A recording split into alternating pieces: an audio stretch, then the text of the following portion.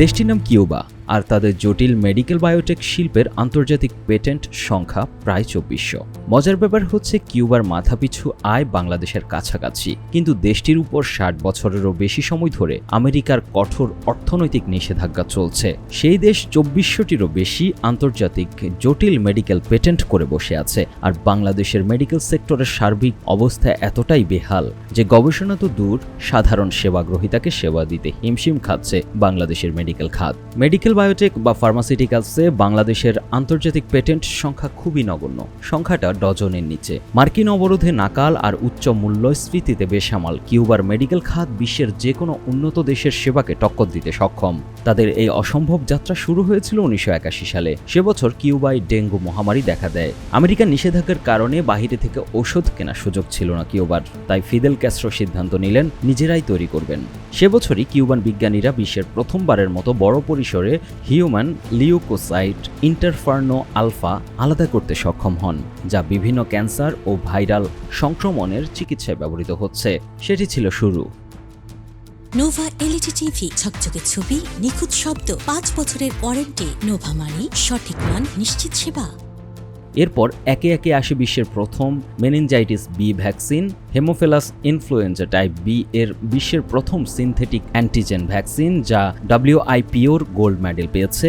বিভিন্ন মেডিকেল জার্নালের তথ্য অনুযায়ী ১৯৮৫ সালে আমেরিকার নিষেধাজ্ঞার কারণে পশ্চিমা হেপাটাইটিস বি ভ্যাকসিন কেনা সম্ভব না হওয়ায় কিউবা নিজেই তৈরি করেছে হেবার বায়োভ্যাক HB, যা আজ ৩০টিরও বেশি দেশে রপ্তানি হচ্ছে। কেমিস্ট্রি ওয়ার্ল্ডের বিশ্লেষণে উঠে এসেছে ২০১২ সালে কিউবা কিমাভ্যাক্স EGF পেটেন্ট করে, যা বিশ্বের প্রথম থেরাপিউটিক লাং ক্যান্সারের ভ্যাকসিন। ফুসফুসের ক্যান্সারের চিকিৎসায় টিউমারের বৃদ্ধি ঠেকানোর এই ভ্যাকসিন ৩০ বছরের গবেষণার ফল। এমনকি করোনা মহামারীর সময়ও কিউবা নিজস্ব ভ্যাকসিন আবাদালা তৈরি করেছে কোনো প্রকার পশ্চিমা সাহায্য ছাড়াই। ইনস্টিটিউট ফর নিও ইকোনমিক থিঙ্কিং এর গবেষণা বলছে কিউবার মডেল মূলত কিছু স্তম্ভের উপর দাঁড়িয়ে আছে। প্রথমত, রাষ্ট্রীয় দীর্ঘমেয়াদী বিনিয়োগ। ইউনিডো তথ্য নিশ্চিত করছে ১৯৯০-এর দশকে সোভিয়েত পতনের পর কিউবার অর্থনীতি ধসে পড়েছিল। তথাকথিত স্পেশাল পিরিয়ডে মানুষ খাবার পাচ্ছিল না, কিন্তু তখনও বায়োটেক গবেষণায় বিনিয়োগ বন্ধ করেনি দেশটি। ফলে ১৫ বছর পর সেই বিনিয়োগের ফল পেতে শুরু করে কিউবা। এছাড়া শিক্ষা, স্বাস্থ্য, গবেষণার একীভূত কাঠামো কিউবার সাফল্যের অন্যতম মূল চাবিকাঠি। কিউবার হাসপাতাল, বিশ্ববিদ্যালয় ও গবেষণা প্রতিষ্ঠান একটি ইন্টিগ্রেটেড সিস্টেমে কাজ করে। গবেষণাগারে তৈরি অণু সরাসরি ক্লিনিক্যাল ট্রায়ালে যায়, ক্লিনিক্যাল ট্রায়াল থেকে উৎপাদনে একই রাষ্ট্রীয় ছাদের নিচে সবকিছু সম্পন্ন হয়। এদিকে বিশ্লেষকরা বলছেন, বাংলাদেশের ব্যাপক সম্ভাবনা থাকা সত্ত্বেও বাংলাদেশের মেডিকেল খাতে চরম দুর্দশা রয়েছে। বাংলাদেশ থেকে এখনও প্রচুর রোগী উন্নত চিকিৎসার জন্য ভারত, থাইল্যান্ড সহ বিভিন্ন দেশে ছুটে যাচ্ছেন। বাংলাদেশের চিকিৎসকরা যদিও বিশ্বমানের, কিন্তু প্রাতিষ্ঠানিক সাফল্য মিলছে না কেন, সেটাই এখন বড় প্রশ্ন হয়ে দাঁড়িয়েছে। গত এপ্রিলে from genome two bio economy শীর্ষ গোল টেবিল বৈঠকে বিশেষজ্ঞরা স্বীকার করেছেন বাংলাদেশের বায়োটেক সম্ভাবনা বিশাল, কিন্তু ৩টি বাধা ক্রমাগত দূরে ঠেলে দিচ্ছে বাংলাদেশকে। গবেষণা ও শিল্পের মধ্যে দুর্বল সংযোগ, দক্ষ মানব সম্পদ ধরে রাখতে না পারা এবং আন্তর্জাতিক মানের নিয়ন্ত্রক সক্ষমতার অভাব। বিশ্লেষণে দেখা যায় বাংলাদেশের ফার্মাসিউটিক্যালস শিল্পের একটি গর্বের ইতিহাস রয়েছে। ১৯৮০-এর দশকে বাংলাদেশ সম্পূর্ণ আমদানি নির্ভর দেশ ছিল, সেখানে এখন বাংলাদেশের চাহিদার ৯৮% নিজেরা পূরণ করছে। এই শিল্পের বাজার মূল্য প্রায় $৩.৫ বিলিয়ন এবং ১০০টিরও বেশি দেশে রপ্তানি করছে বাংলাদেশ।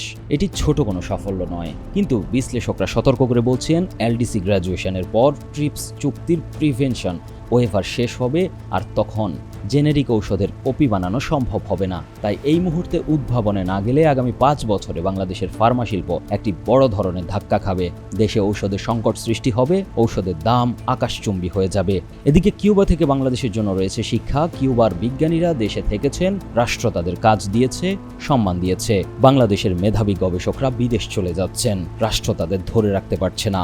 সম্প্রতি চলমান হাম মহামারী চোখে আঙ্গুল দিয়ে দেখিয়ে দিচ্ছে বাংলাদেশের স্বাস্থ্য খাত কতটা ভঙ্গুর, আমরা কতটা অসহায়। যদিও বাস্তবতা হচ্ছে বাংলাদেশ কিউবা নয়, বাংলাদেশের উপর কোনো মার্কিন নিষেধাজ্ঞা নেই। এখানে বেসরকারি ফার্মা শিল্প শক্তিশালী, বাজার আছে, রপ্তানি অভিজ্ঞতা আছে। দরকার শুধু রাষ্ট্রীয় দৃষ্টিভঙ্গির পরিবর্তন আর অনুলিপি থেকে উদ্ভাবন। তাই এখন প্রশ্ন উঠতেই পারে, কিউবা যদি হাভানা থেকে পারে, বাংলাদেশ কেন ঢাকা থেকে পারবে না? নিউজ ডেস্ক, ২১শে টেলিভিশন।